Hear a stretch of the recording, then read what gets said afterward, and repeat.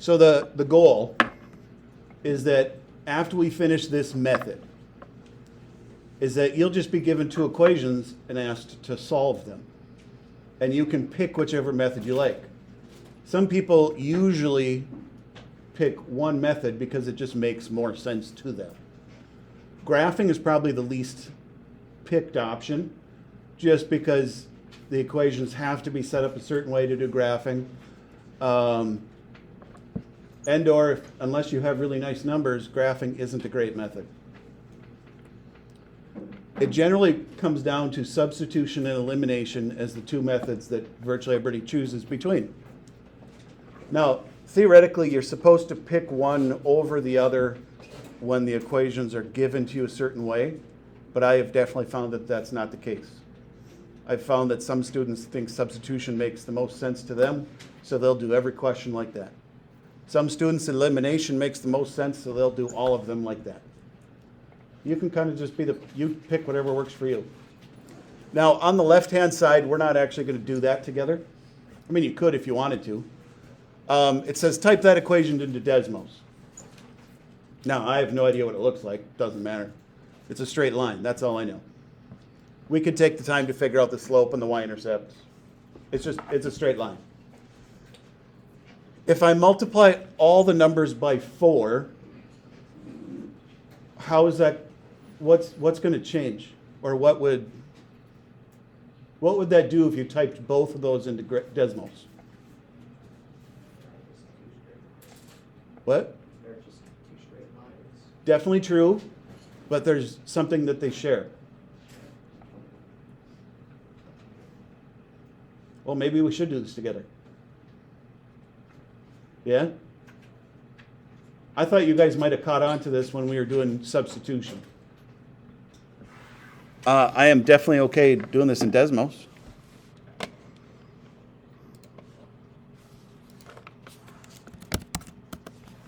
Nope, not that one. Bing. I can never count on Bing. What was it? You guys have it in front of you. 3x minus 5y. Okay, there, straight line. Excellent. Anybody have any guesses what's going to happen if I multiply every single number by 4? You think it'll be straight up and down? Yeah. Are you guys not doing any guesses because you don't want to be wrong? Oh, no, it's the exact same. Oh. I just forgot to add the y. If I multiply every single number by 4, and I go through and solve it for y, the y-intercept and the slope should be the same, because I would end up dividing by a number that's 4 bigger anyway. So if I multiply both numbers by 4, I should get the same line. So 12x minus, what did I say, 4? 20y equals, why does this have to be 18?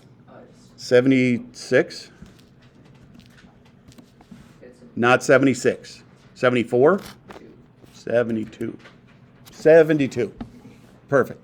Thank you. So these are the exact same line if all the numbers are just multiplied by the exact same thing. Now, keep that in mind when we're doing some of these equations. What would be the answer to this one, by the way, if it's the same line? Is that no solutions or infinite solutions? Infinite. It's infinite solutions if they're on top of each other because they cross everywhere. If they were parallel, like the first one I drew, those are really close, but they're parallel, that would be no solutions. They have the same slope, but don't touch at the same spot. Okay, I better erase these so I can do this in a later hour. Okay, well, there's the one on the left. Now, it's okay if you don't recognize it, by the way. If you're looking at the equations and you don't recognize that one's multiplied by another, you'll still get the correct answer just by solving it. Does anybody here ever remember doing elimination? Okay. Substitution? Substitution seems to be easier to remember for whatever reason. Okay. I don't think you have much space at the top, if you help. Maybe we should write some notes right below this little paragraph, right below where it says conclusion. Like, write some little notes to yourselves about how to solve this. Okay, step 1. Choose which letter you want to cancel.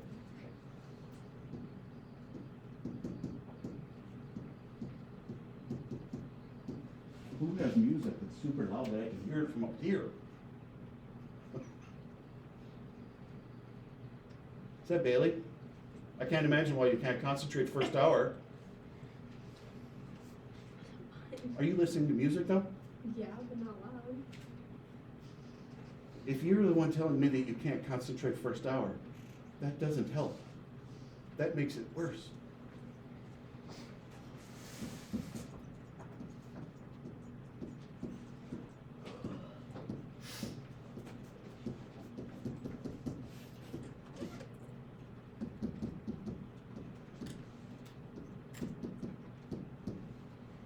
Okay.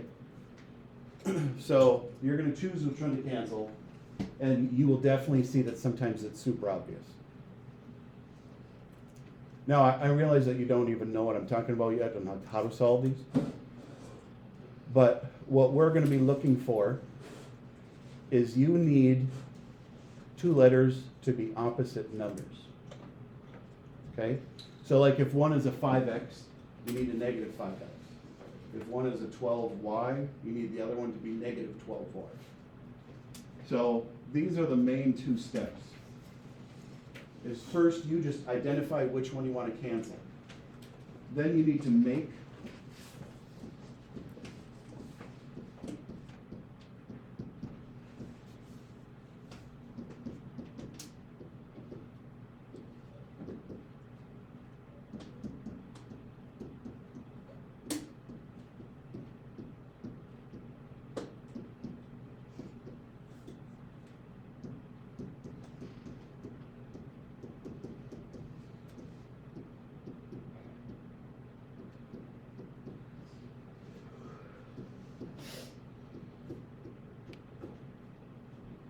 So opposite numbers means they're the same number, but one's positive, one's negative.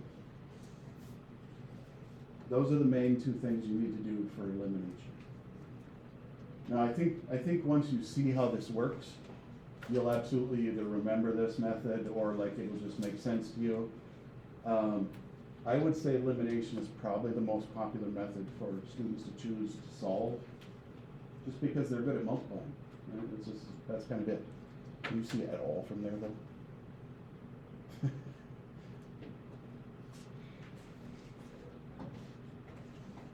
don't know if that helps me much. I need to be left-handed. This would be so much easier. Okay, let's do question 1 together. I've got 5x plus y equals 4, and then x minus y equals 2. Y's are negative or opposites. So, yeah, we could choose the x's, right? And we'd still get the correct answer when we're done. But if we chose the y's, they're already opposites. We've got a positive one and a negative one. So I would say let's choose the y's to make them the opposite because they already are. We don't have to do any work. So we're going to choose that one. And then in the elimination method, you add both lines together. So 5x plus x, 6x. Y minus y cancels. 6.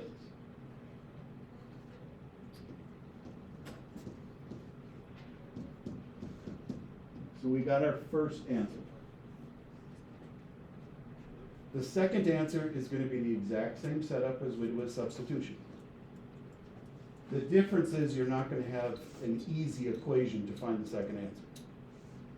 But you can pick any equation you want to find the second answer. So I'll just say I'll pick that second one because the numbers are much smaller. That usually makes it easier. So x minus y equals 2. I have the answer for x, so 1 minus y equals 2. Some of you just might figure out in your head that it's, well, okay, never mind. So I'm going to go through and solve it like I regularly would, so subtract 1. Cancels that. Negative y equals 1. Divide by negative 1. So y is negative 1.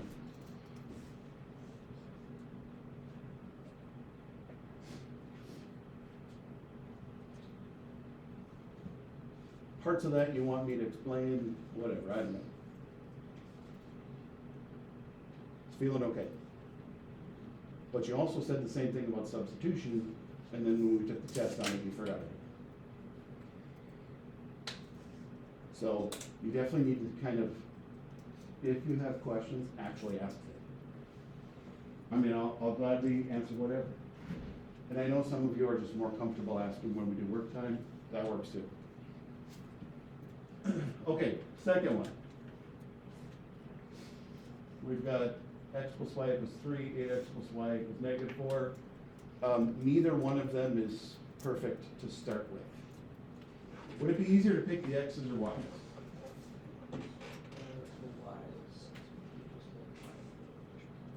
Okay, so the y's are very close. So that would probably be really easy to make them opposite. But I also know that some of you basically always just pick the first one. I don't know, that's just like it's built into you. Like some of you will always pick the top equation, some of you will always pick the first one. So let's pick the x's just for the heck of it. Who should we go with? The numbers didn't work out very good this way, did they either? I love how I just bought new stickers like 2 weeks ago. Who should we go with? Kellen? Yeah? Okay. So if I've got a 1 and an 8, the top one's definitely easier to multiply by. How would I make that into a negative 8? What should I multiply the top equation by?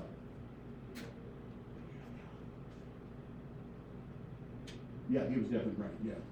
So if I multiply the top one by negative 8, then it will turn into having the correct number I need. So this one, I'll write down here now. Negative 8x minus 8y equals negative 24. Hi. How's it? Well, I'll breathe.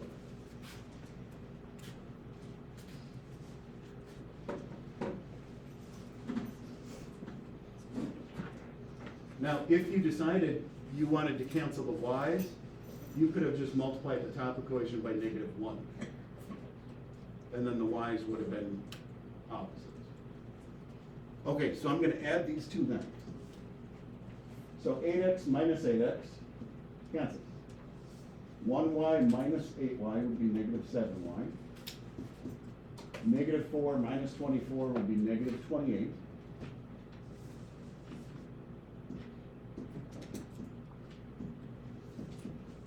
So I have my first answer. Now my guess is all the problems on this page are all going to work out really nicely. Could be wrong, but. How are we doing at that first step? The most confusing part is multiplying by negative 8 and getting into an equation. Yes.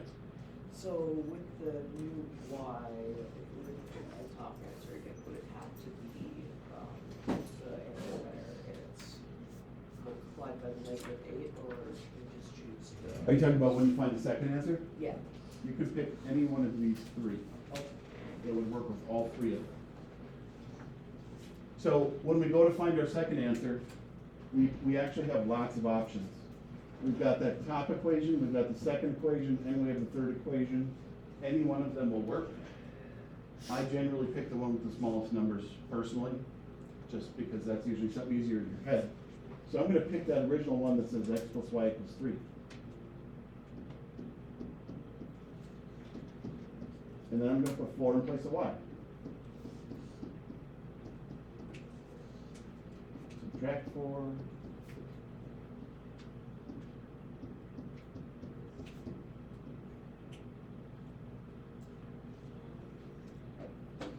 So I would say there's 3 levels of these problems. This first problem is the easiest level because it's already set up to cancel out to start with. The second one I would consider to be medium level because we had to multiply one equation by a number to make them opposite. The third level, we're gonna have to multiply both equations by a number to turn them both into something that'll be compatible. It's kind of like common denominator, which I know some of you don't like, but whatever. Should we go to that third level now? Or like, does this second one seem okay?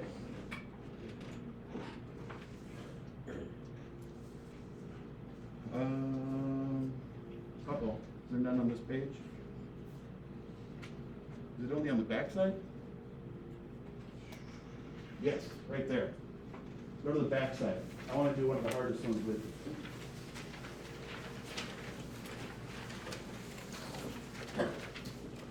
So we'll pick that third one on the top row. Because if we look at it, every single number is very different. But to start with, we pick which letter we want to cancel, and it doesn't matter. Which we'll go with. Lucas, you look super bored up here. Which one should we cancel? Okay, sounds good. So I've got a 6 and an 8. If I had a 6 and an 8 on the bottom of a fraction, and I was trying to common denominator them, what number could I turn them both into? That's what we're trying to figure out. Usually you want the smallest number because smaller numbers are easier. So 6 and 8, 24? Yeah? That seems like a small one. If I multiplied them together, it'd be 48. And that would work too. But I know I could change them both into a 24. So why don't I multiply the top number by, top row, by 4? That'll make it a 24y. And then what would I multiply the bottom row by? It's not gonna be 3. Why negative 3? I have to do a negative on one of these two, because I need one to be positive, one to be negative. Now this is definitely annoying because we've got all sorts of numbers now. So I'm just gonna rewrite both lines. I don't have any room up there to put it next to them, otherwise I would.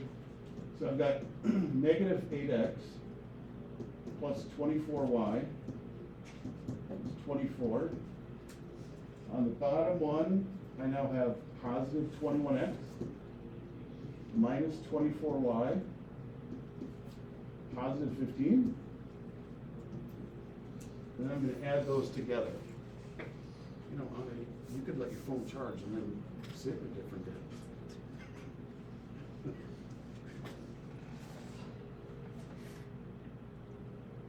Now, this usually is the hardest step for everybody. So before I go anywhere or do any of it, any parts of that you guys want me to explain or help you with? Like, you're gonna have to figure it on your own to multiply by the 4 and the negative 3. Do we feel like we could do that on our own? That's the hardest step of the problem. You see, okay? So I'm gonna add everything together. Negative 8 plus 21, 13. Yeah. Y's cancel out like I planned them to. And then, what do we got? 39? Now my guess is every one of these will work out nicely for you, so I wouldn't worry too much about fractions. Getting a fraction doesn't mean you did it wrong, but that often is the case because you're given questions that work out really nice. If you get a fraction like a half or a third though, I wouldn't necessarily consider that wrong. Like those are considered okay. So we got 3.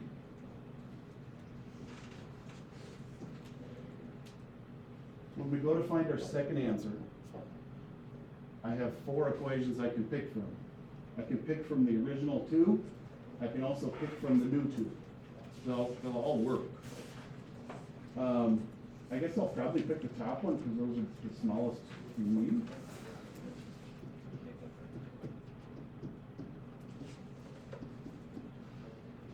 So x was 3.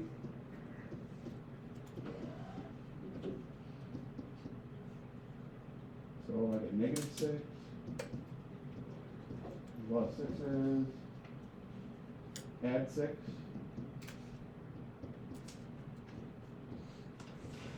Or space, divide by 6.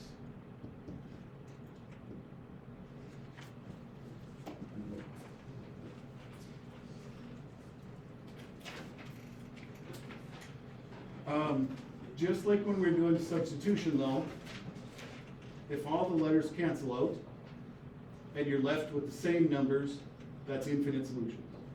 If all the letters cancel out, you're left with different numbers, that's no solutions. Because those, I'm sure, are mixed in. Is it super warm in here for you guys too? Okay, good. I was a little worried. Like, obviously I'm out of shape, but I didn't think moving desks around would make me that hot. Feels very warm up here. This is all the different types of problems there is. So I would say, I don't know if you're going to be quick enough to do the front and the back side. I think there's only 5 on the front side, it looks like, and there should be only 6 on the back. So we did 2 of the front together, so there should be 3 left there, and there should be 4 left on the back side. See out of those what you can get done, what you want me to help you with, anything. I'm thinking we'll take the test on this subject on Wednesday. I don't think it worked out well last time having it later, because I think some people forgot how to do it by then. So I think we'll just take this Wednesday, we'll do it for 2 days, and then test on